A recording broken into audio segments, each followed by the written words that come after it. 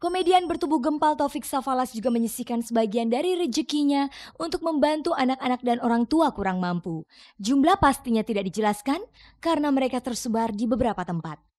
Cara yang cukup unik juga dilakukan oleh Dik Doang, alumnus Institut Kesenian Jakarta yang belakangan ini lebih sering muncul sebagai presenter, membuka tempat tinggal yang luas di kawasan Jurang Mangu, Tangerang untuk tempat anak-anak belajar keterampilan khusus.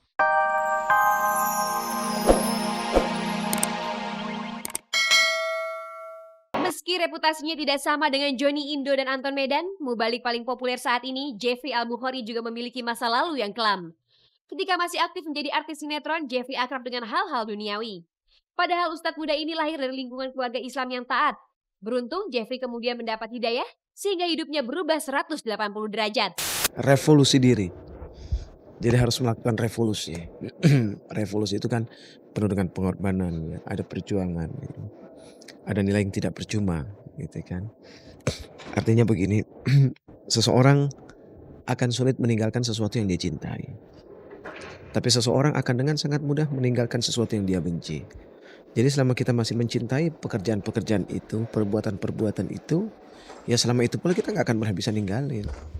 Tapi ketika kita sudah mulai tahu bahwa perbuatan itu nggak ada untungnya, malah kerugiannya jauh lebih berat, akhirnya terbangun rasa kebencian, mudah buat meninggalkan.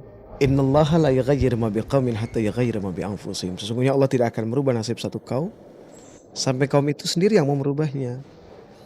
Jadi ketika kita mau melakukan perubahan, Allah sambut, maka berubahlah kita. Pemirsa, saat Ramadan ini kesibukan 3 nama tersebut meningkat drastis. Panggilan ceramah datang dari mana-mana. Ustadz Jeffrey merupakan mubalik yang sangat sibuk. Saking sibuknya, Ustadz muda dan ganteng ini tak mampu melayani semua permintaan ceramah yang datang. Kabarnya untuk meminta sang Ustadz berceramah saat Ramadan ini, sekurangnya harus menghubungi jauh hari sebelumnya.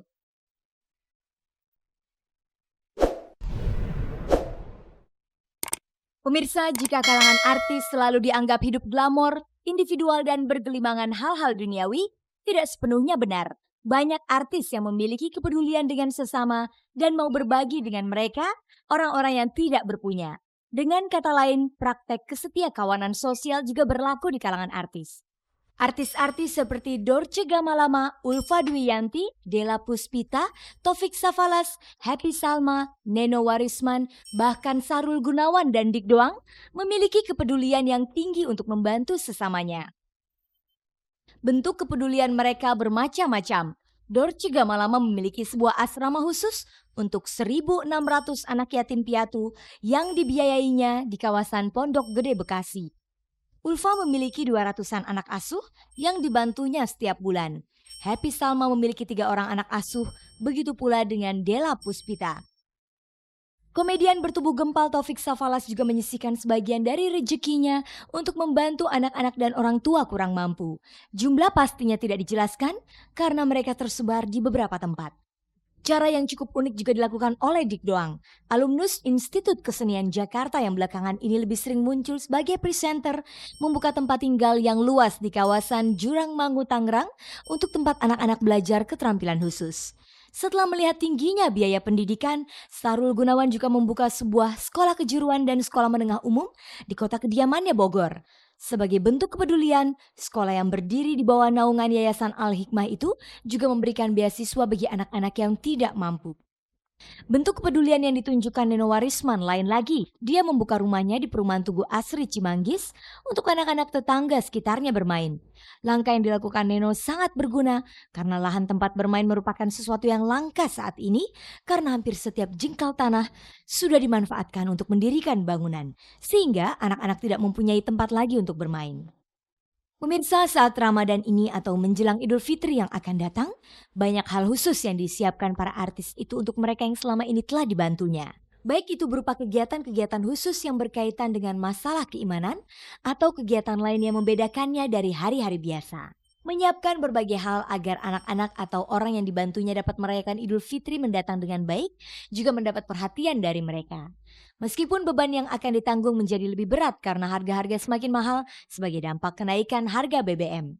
Sebagai contoh, artis serba bisa Dorce Gamalama misalnya mengaku sengaja banting tulang menjalani banyak pekerjaan di bulan Ramadan ini agar bisa mendapatkan penghasilan besar. Penghasilan itu sebagian digunakan untuk membiayai anak-anak asuhnya.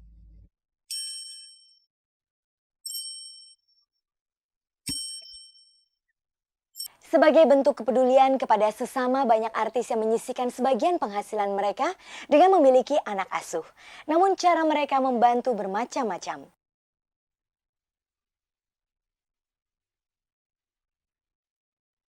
Pemirsa, berbagai cara dilakukan oleh para artis sebagai bentuk kepedulian mereka kepada sesama. Dorce Gamalama memiliki sebuah asrama di kawasan Pondok Gede Bekasi untuk 1.600 anak yatim piatu yang diasuhnya. Untuk membiayai mereka, Dorce mengeluarkan sebagian dari penghasilannya sebagai seorang entertainer. Dorce rela membanting tulang demi anak-anak asuhnya itu. Karena bagi artis serba bisa ini, mereka sudah dianggap seperti anak-anaknya sendiri.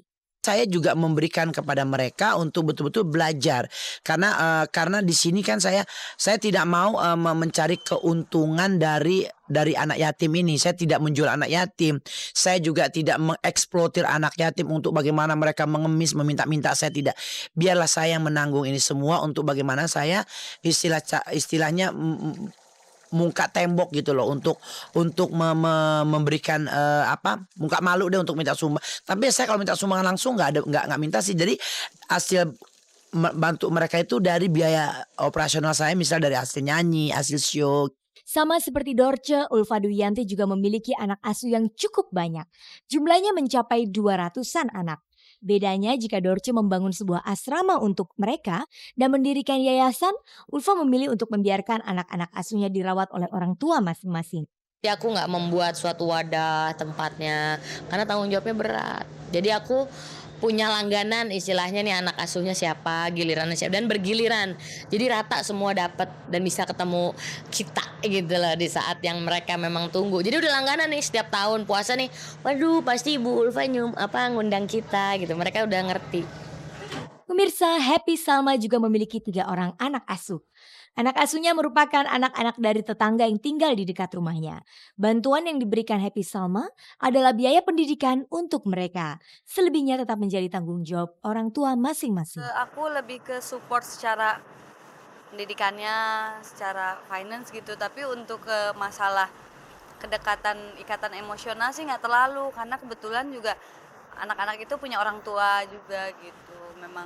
Memang kondisinya dia ada orang tua, dan karena itu masih kecil-kecil juga kadang mereka takut juga kalau ketemu saya karena di pikiran mereka kalau anak asuh itu saya akan take care dia, akan ambil dia gitu karena masih pada kecil-kecil banget. Pemirsa, membantu orang lain yang kurang mampu tidak selalu dalam bentuk materi. Memberikan kesempatan kepada mereka untuk merasakan sesuatu yang tidak diperoleh di rumahnya sendiri juga bentuk sebuah kepedulian. Itulah yang dilakukan oleh Dik Doang atau Neno Warisman. Tempat tinggal Dik Doang yang luas di kawasan Jurangmangu, Tangerang kini dijadikan sebagai tempat bermain dan belajar keterampilan anak-anak di lingkungan kampungnya. Begitu pula dengan rumah Neno Warisman di perumahan Tugu Asri, Cimanggis. Neno membuka rumahnya untuk tempat bermain anak-anak tetangga sekitarnya.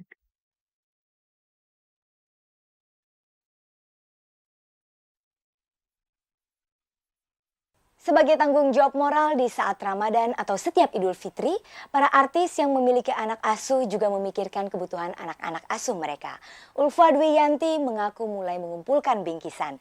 Dorce Gamalama sengaja ngebut cari penghasilan tambahan. Lalu bagaimanakah dengan Neno Warisman dan Happy Salma?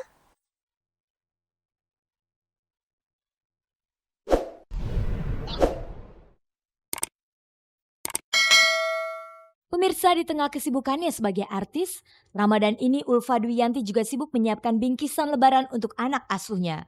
Rumahnya di kawasan Bintaro sudah penuh dengan bungkusan barang-barang yang akan disiapkan menjelang Idul Fitri nanti.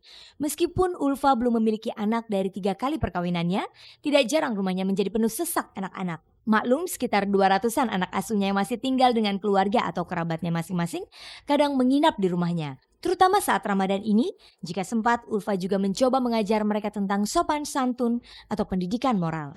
Oh iya, saya udah berasa emaknya mereka. Jadi nih kalau misalnya gue nih kayak lebaran gini ya, puasa, aku kan selalu ngundang mereka di rumah intern. Jadi semua dikumpulin, rumah gue tuh semuanya sholat semua. Jadi sebelum buka puasa udah ngancem, awas satu ada yang ngorok ya, awas satu lagi yang nggak ada yang sholat ya gitu loh. Terus mereka udah tahu, waduh ibu cepetan gitu loh. Jadi udah kayak keluarga, udah kayak anak gitu sendiri. Terus kalau udah habis taraweh nih, udah tahu mereka bantuin lipetin karpet, terus ngantri deh buat pulang. Bagi Taufik Safalas, Ramadan merupakan saat untuk memberikan perhatian